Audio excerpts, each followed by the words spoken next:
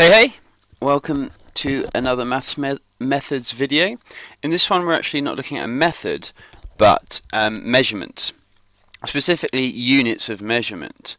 Now in our world we have, and especially in maths, we have words that describe measures. So units of measurement that measure different things. So let's have a look at some of the most common. Now you might recognize these. We have got grams, litres and metres. So grams are a way of measuring the mass of something, how much there is of something. Litres measure the capacity of something, so normally used for liquids. And metres measures the distance or the length of something. Now often you find these units of measurement with these prefixes. Now we're going to have a bit of a crossover between maths and English here, but so the prefix is a collection of letters that we stick at the front of root words that changes their meaning to some degree. So I'm sure you've heard of some of these. If we have a look at meters, for instance, the unit of measurement for distance, so how we measure distance, we have millimeters, centimeters, kilometers or kilometers. Then for litres we have milliliters.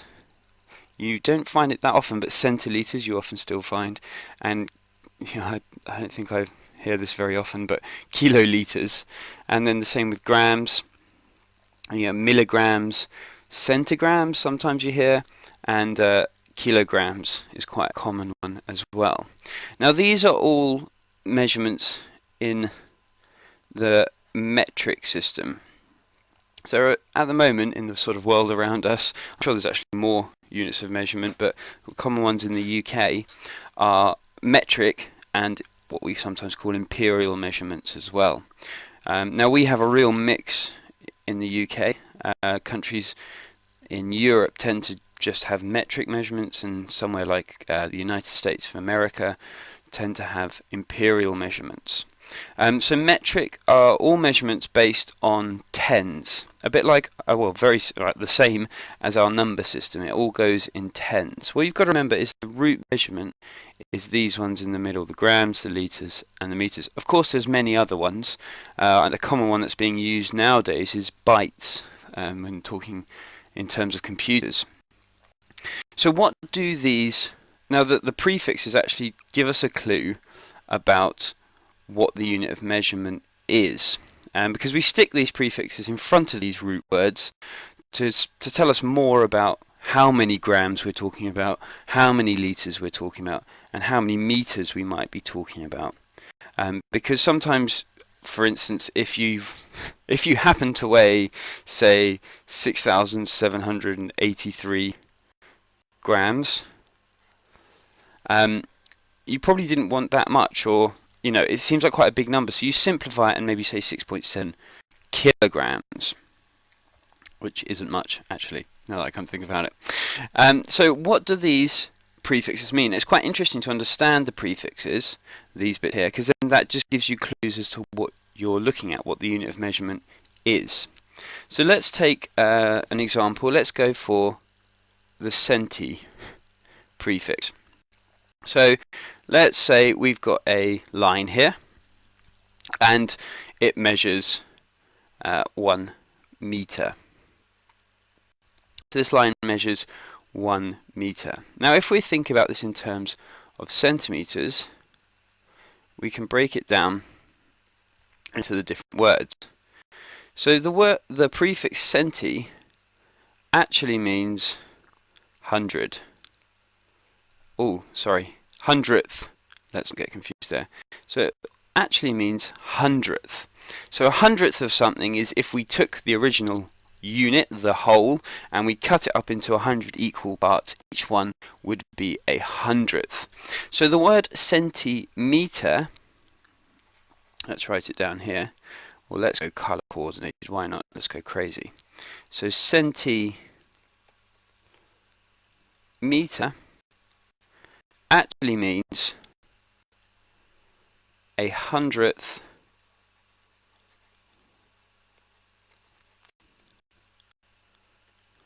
of a meter. So that kind of gives you a clue as to what this unit of measurement is. A centimetre is a hundredth of a metre. So if we took our length here, which we've established is obviously a metre, because we've measured it beforehand, of course, and we split it up into 100 equal parts, one of those parts, which I've already pre-done, one of those parts would be a hundredth of it, and that one part would be a centimetre, because it would be a hundredth of a whole metre. So this would be 1 metre, a centimetre would be a hundredth of that, so if we cut that up into 100 equal parts, like we've just done there, one of those parts would be a centimetre, which is written like this, and you'll often see it written just in its abbreviated form, cm. Okay, so that's what centimetre means. Let's have a look at a slightly bigger measurement. So we're going to move on. We're going to use our imaginations again and say that this line here, although rather wide, is 1 metre. When we talk about then kilometres, which colour should we use for kilometres? Let's go for blue. No, it's purple. Kilometres, another prefix. Now this prefix kilo means 1,000, sorry. It means 1,000. So a kilometre is actually 1,000 meters. So it gives us a nice clue there. So a kilometre is actually 1,000 meters. Let's pluralize that. So a kilometre is 1,000 meters because kilo means 1,000. So if we took our meter here and we shrank it down a little bit, because otherwise it's not going to fit on the screen, and we duplicated it 1,000 times, like I've done here, this would, and imagine the lines going and curling round, that would be 1 meter there. A kilometre would be 1,000 meters, so this long line would be a kilometre of blue lines. Okay, so kilo means meter, 1,000, so a kilometre is 1,000 meters. The other common one we looked at the start is actually a millimetre. A millimetre. You can have that for any ones. You could have a milligram or a milliliter. Now, the prefix milli means a thousandth with the th at the end there. So if we took, and I couldn't do this unfortunately, I'm sorry, a line, a meter, and we cut it up into 1,000 equal parts, one of those parts would be a thousandth of a meter, and therefore would be called a millimeter. So a millimeter literally means a thousandth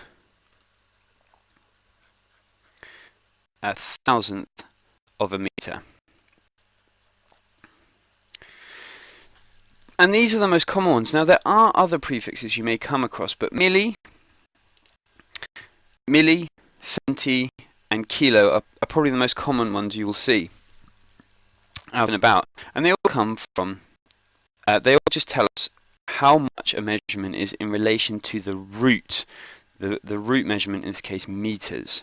So if we sort of diagramized this, we could say there are 1,000 meters in a kilometer. It's just an easier way of saying 1,000 meters, basically. There are 100 centimeters in a meter, and there are 1,000 millimeters in a meter as well, and vice versa. A centimeter is 100th of a meter, and a millimeter is 1,000th of a meter. So this is what these prefixes mean. They're not actually different types of measurement, they are all connected to the root measurement, in the case meters, or it could be grams or litres. They're just an easier way of saying more or less of that amount. So a kilometre is 1,000, so instead of me writing 1,000 metres, I can just write a kilometre. And it becomes easier to deal with numbers when you have very large numbers with things like kilometres, because you don't have to write so many digits. Same with centi, although it's going the other way this time. If I have a very small measurement, I don't want to be going into lots of decimals with meters. I can use centimeters, and even more so with the millimeters.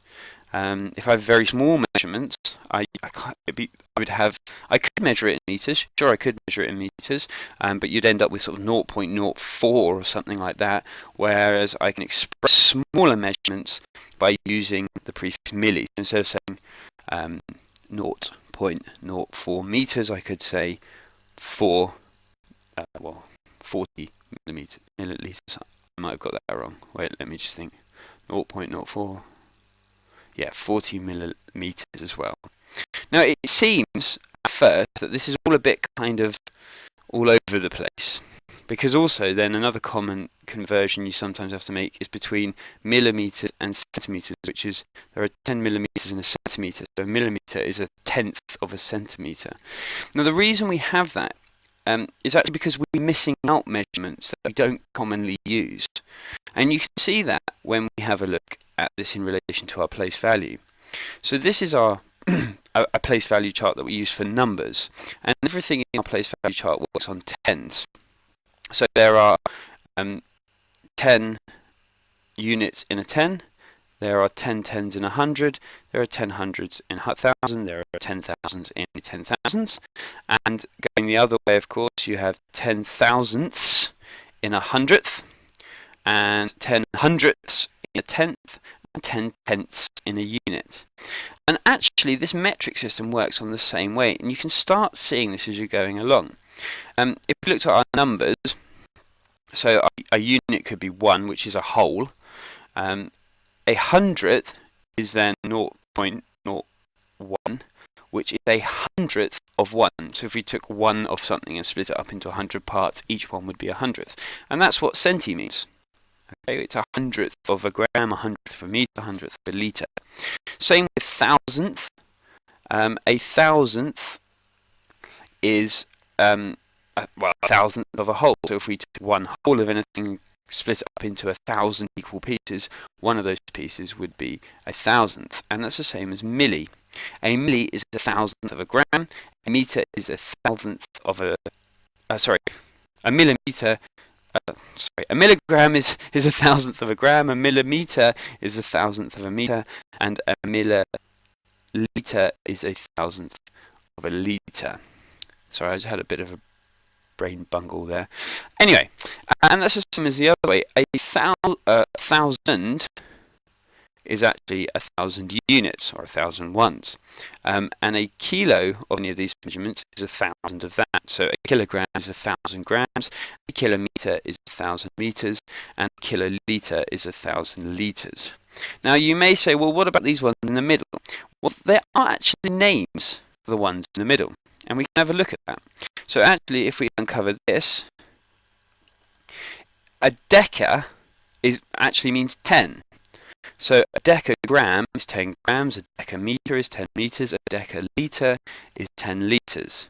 And it works the other side as well, so a tenth of something is known as a deci. So a decigram would be a tenth of a gram, a decimeter would be a tenth of a meter, a decilitre would be a tenth of a litre. And we also have, we tend to use the hundredth one, the centi, but we don't use its opposite, the hundred. And there is actually a hecto. So a hectogram, a hectometer, or a hectolitre means 100 of those. So a hectometer would mean 100 meters. This kind of explains why we're doing 1,000s and dividing this way as well, because you have these jumps of 10 in here. There are 10 grams in a decagram, there are 10 decagrams in a hectogram, and there are 10 hectograms in a kilogram. It's just we don't really, I'm sure that I could stand corrected on this, but in general use, these hecto, deca, and deci are not often used. It's mainly centi, milli, and kilo.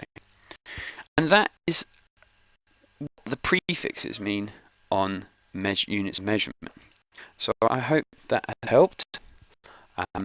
Have a go at it. It's quite interesting to look at the etymology of these and actually understand how these units of measurement work.